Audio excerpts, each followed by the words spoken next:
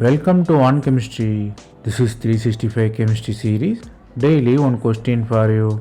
Here difluorobutane is given. You have fluorine in the Gauche form. You have to find the conformation is stable or not. You have to consider steric as well as electronic factors.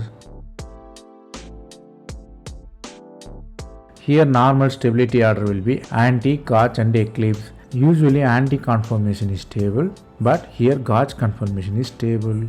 The surprise comes from hyperconjugation like effect, which is called Guache effect.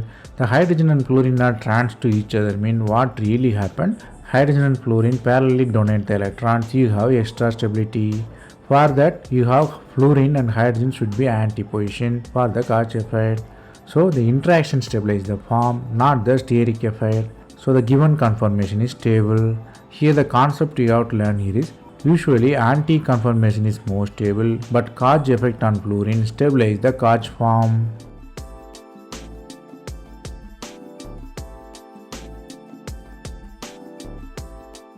That's all from this video. Thanks for watching.